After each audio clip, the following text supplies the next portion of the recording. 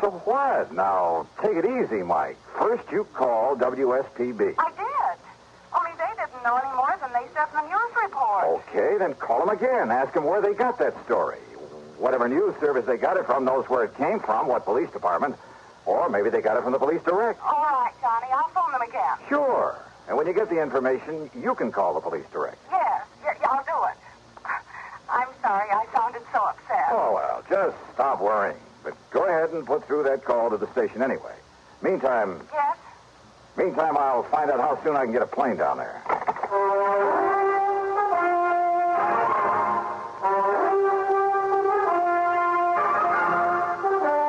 CBS Radio brings you Bob Bailey in the exciting adventures of the man with the action-packed expense account, America's fabulous freelance insurance investigator. Yours truly, Johnny Dollar.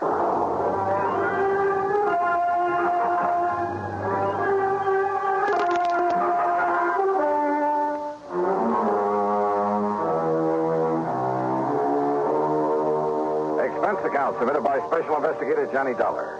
Attention Earl Poorman at the Tri-State Life and Casualty Company, Sarasota, Florida. The following is an account of expenses incurred during my investigation of the false alarm matter.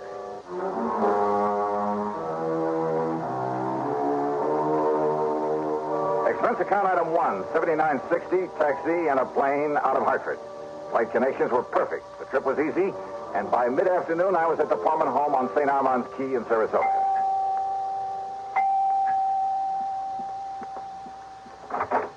Johnny, oh, you sweet guy.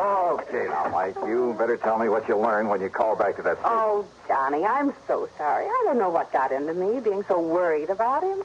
You mean that Earl is okay? But the way he rushed out of here this morning without telling me where he was going or why, and then when I heard that awful report on the radio... You did check back with WSPB? They called me. Oh? Yes, right after I'd finished talking to you. And, Johnny, they were wonderful. How do you mean? Well, they'd realized I was upset because of my having called them before, so they'd checked that news report all the way back to the police who'd found that man dead in his car from a heart attack. And? Well, it was the police in Bonita Springs. That's down below Fort Myers. Yeah? And yes, the car was like Earl's. But the dead man's name was Jensen or Benson or something, so all my worry was for nothing. Oh, well, I'm glad. You kind of had me worried, too, on the way down here. I love that guy, Johnny, like nobody else in the world. Oh, I don't blame you a bit. And now you've come all the way down here for nothing. Well, maybe I'll talk him into taking me fishing. Where is he, then? What? Well, after all, if he left early this morning, you still haven't heard from him? No. No, Johnny, I haven't. And look, it's after 4 o'clock. Oh, easy, and gal. Johnny, this isn't like him. Not to at least call or something. Now, don't start worrying that pretty head of yours again over nothing. But if he'd told me where he was going or why, he was in such a hurry. Mike, And with all these crazy drivers on the road this time Mike, of year. behave yourself. But Johnny, Look, now, I kind of like that guy, too. And if you'd given me just one honest reason to be concerned about him... Oh. You see? That's probably Earl calling you right now. Oh, dear, I hope so. Sure, of course it is. I'll bet on it. Well, go ahead, answer it. But if it isn't, if it's the police or something... Okay, I'll take it. Mike, listen to me. Who is it, Johnny? Look, listen, I'm sorry not to have called. Oh, it's Earl. But I've been tied up on a pretty serious matter down here. What kind of matter?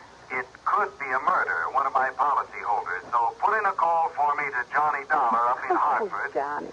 Ask him to get here as fast as he can. You get that, Mike? Tell him not to bother stopping there at the house, but to meet me down here. Down where, Earl? Or maybe you can meet him at the airport and drive him. What? What did you say? Well, I simply asked you down where. Oh, well, down here. What? Who's that? Well, keep talking, Earl. No, wait. What is this? I mean, who are... Johnny? That's right. Oh, now look. Somebody's trying to... Is this some kind of a gang? Well, just exactly where are you? You haven't been very definite so far. Okay. It's 9727 Sunnyvale Road. It's off the highway below Venice. But now listen... Well, if Michael let me use her car, I'll be down there in jig time, okay? Who are you? I told you.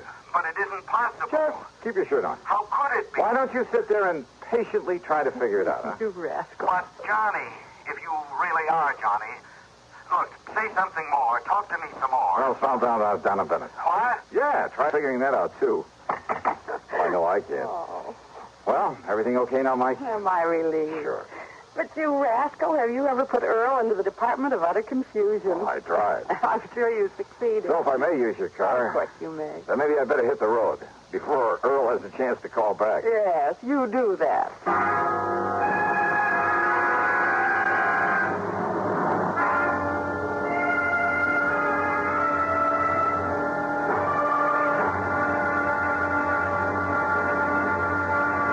The address Earl had given me on Sunnyvale Road turned out to be a huge, expensive home of white brick and stucco, surrounded by well-kept lawns and gardens with a lot of statuary.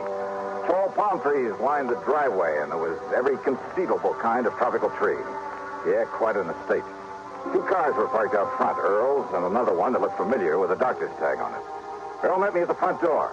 After learning how come I happened to be in Florida, he got straight to the point. But now come inside, Johnny. Yeah, sure. It was Dr. Crutcher who called me, dragged me over here. You remember him? Sure do. Lives. To say, since long before she inherited the family chemical business, made it pay off, then married Frank and built this beautiful home. Frank who, Earl? As wrong a marriage as there could possibly have been. Frank was after Linda's money, that's all. And everybody in the world seemed to realize it but she. Yeah, but who's to argue when love comes along? Love? Don't kid yourself. It was out of pity for Frank that Linda married him, made him president of the plant. Typical of her, though. What do you mean? Harry Forrester, chief chemist and VP. Not because he knows anything about it, but because she felt sorry for him after she turned him down in favor of Frank. Jim Parker, Bill Price, Art Higbee, sitting there in their fancy offices, collecting big salaries, and only because he'd known them as kids, heard their sob stories, and wanted to help them.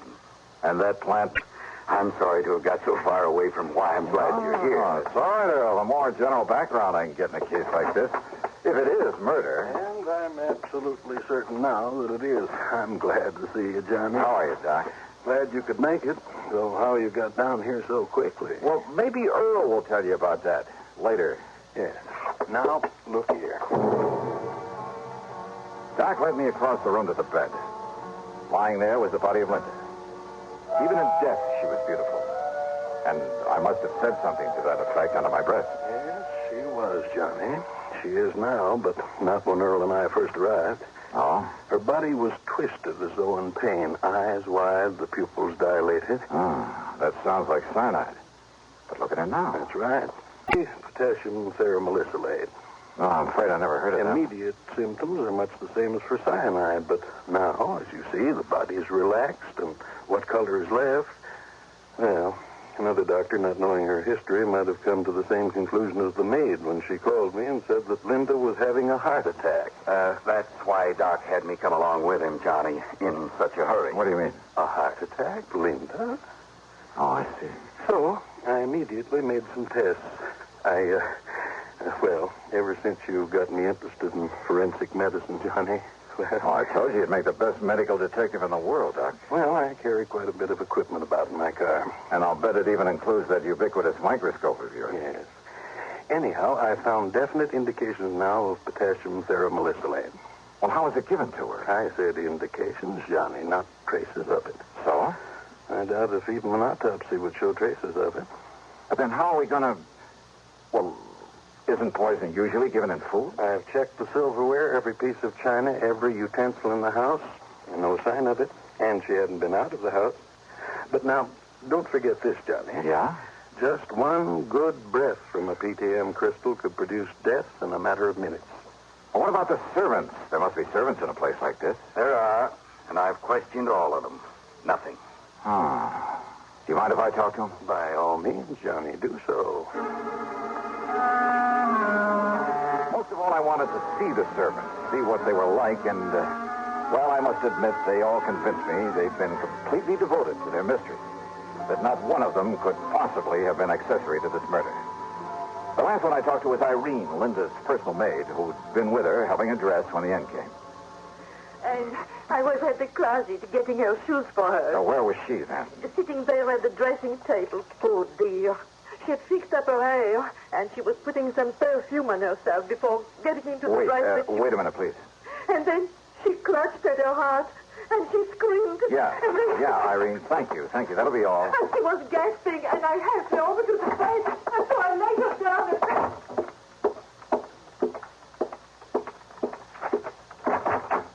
Hey, listen, Doc. Yes, Johnny? Now, let me see. Yeah, here. This perfume bottle with the stopper lying here beside it. Yeah, here you are, Doc. Yeah. No, don't sniff it. Well, looks to me like it's empty. Sure it is. Now. But, Doc, can you run a test? Can you tell if it's ever had a crystal or that potassium ferrous stuff in it? Oh, yes, Johnny, immediately. Okay, now, Earl, you seem to have known quite a bit about Linda, whatever her name is. Well, I should. Well, maybe you can come up with some idea about who might be suspect in this thing. Of course I can. If you and Doc will give me half a chance to get a word in it. Who? But it's the proof you've got to get for it. Who, Earl? Look, I told you about her marriage, the reason for it, didn't I? Huh?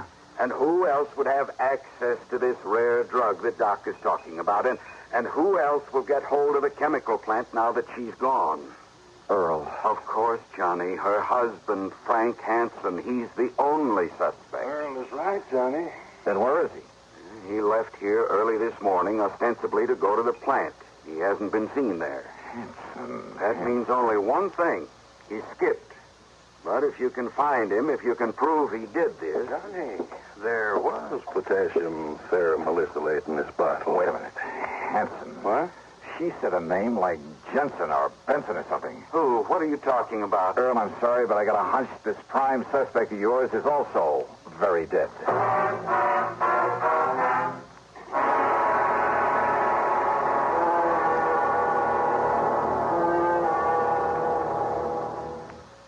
Act 3 of yours truly, Johnny Dollar, in just a moment.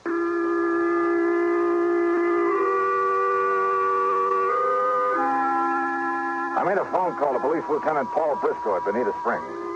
Yes, it was the body of Frank Hansen they'd found in that car off the Tamiami Trail. Apparently, he'd just been driving along on his way to the plant, smoking a cigarette, when his heart suddenly... Huh? That's right. The cigarette just fell to his lap and burned up to ashes. I told him to run a test on the other cigarettes they'd found with the body, a test for PTM. About an hour later, the lieutenant called me back. You were right, Mr. Dollar. It was no heart attack that killed him. It was that poison. Then I talked with Doc and Earl about the personal side of Linda's life, about her love affairs over the years. And yeah, sure enough, the one man who threatened all sorts of things if she married somebody else.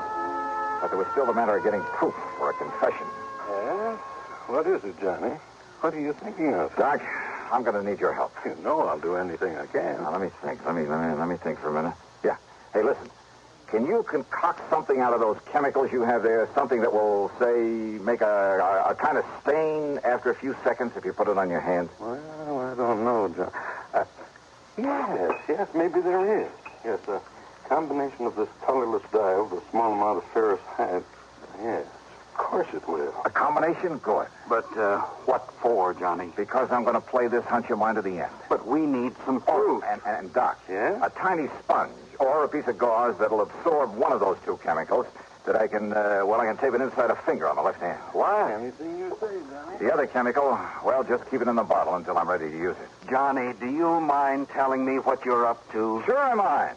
Just get that stuff ready for me, Doc, and we'll take off. A few minutes later, the three of us in Earl's car drove down to the chemical plant. Fortunately, the chief chemist, Harry Forrester, was still there. I was introduced, shook hands with him, with both my hands. Then we took him into a private office, and I went to work on him.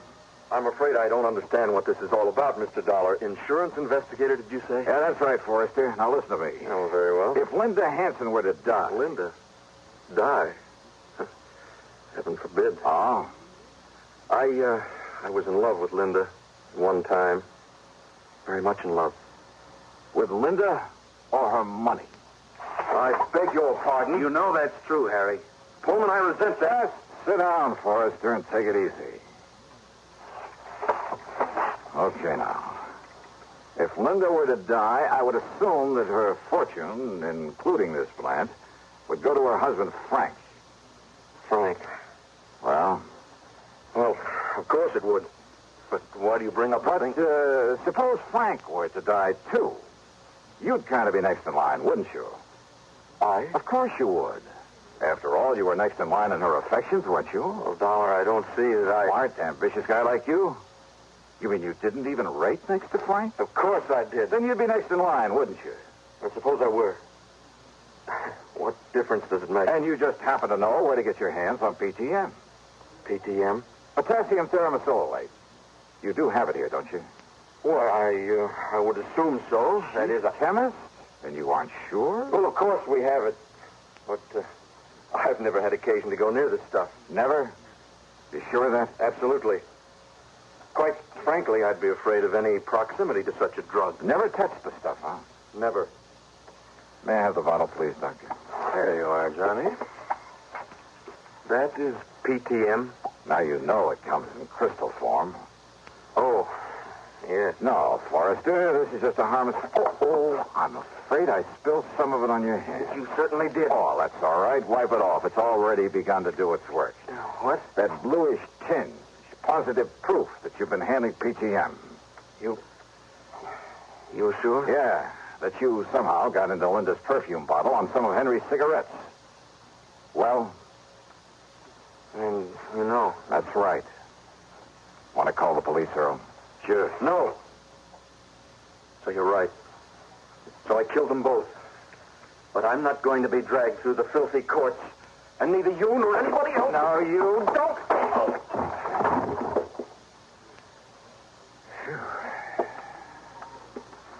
Here. Look. This tiny capsule he was about to swallow. Yeah. What do you think, Doc? Well, of course I can't be sure. Those crystals certainly look like it. PTM. PTM.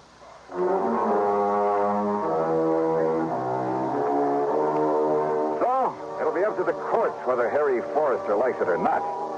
And believe me, I'd hate to be in his shoes. Well, I keep wondering, why don't they ever learn? Expense account total, including a gift to the Pormans for putting me up for a few days while Earl and I did some fishing, 161 even. Yours truly, Johnny Dollar.